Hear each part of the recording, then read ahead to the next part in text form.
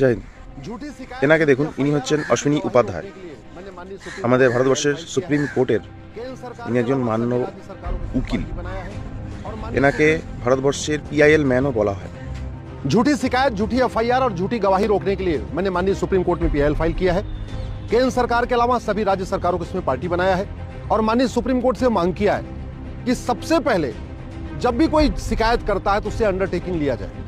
कोई थाने में शिकायत कर रहा है, किसी अधिकारी के यहाँ शिकायत कर रहा है, या तहसीलदार के यहाँ शिकायत कर रहा है, या कलेक्टर के यहाँ शिकायत कर रहा है, जहां पर भी कोई शिकायत कर रहा है उस शिकायत में ही एक अंडरटेकिंग ले लिया जाए कि हाँ, ये जो मैं शिकायत कर रहा हूँ ये सही है, और अगर ये झूठी होती है तो मैं उसके लिए मैं सजा भुगतने के लिए तैयार हूँ।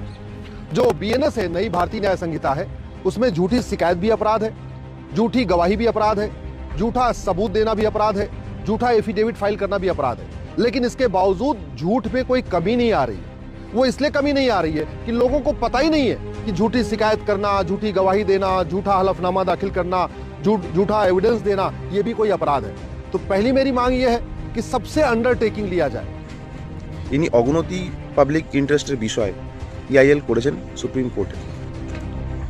যে PILটা নিয়ে আমি কথা বলছি সেটা হচ্ছে মিথ্যে কথা বলা, ফলস কেস লাগানো, মিথ্যে কেসের উপরে সাক্ষী দেওয়া। এটাও যে একটা অপরাধ ভারতবর্ষের লোকেরা সঠিকভাবে জানে না, যে কারণে অনেক সময় তারা ফলস কেস থানায় দায়ের করে, কোর্টে ফলস কেস তারা দায়ের করে। এই PIL-এর যে বেসিক সেটা হচ্ছে যে যদি কোনো ব্যক্তি মিথ্যে কেস দায়ের করে তাহলে তার জন্য আইনের কি কি ধারা রয়েছে, সে ব্যক্তি আইনের কি কি ধারায় ফাঁসতে পারে। अगर कोई कॉलेज में शिकायत कर रहा है किसी के खिलाफ, थाने में किसी के खिलाफ शिकायत कर रहा है, तहसीलदार के यहाँ, SDM के यहाँ, ADM के यहाँ, कलेक्टर के यहाँ, कप्तान के यहाँ किसी के खिलाफ शिकायत कर रहा है, तो वहाँ नीचे अंडरटेकिंग वो जरूर दे कि हाँ, ये जो कुछ मैं शिकायत कर रहा हूँ ये सही है, और मुझे ये भी पता है कि झूठी शिकायत करना अपराध है, और इसके लिए मैं सजा भुगतने के लिए भी तैयार हूँ।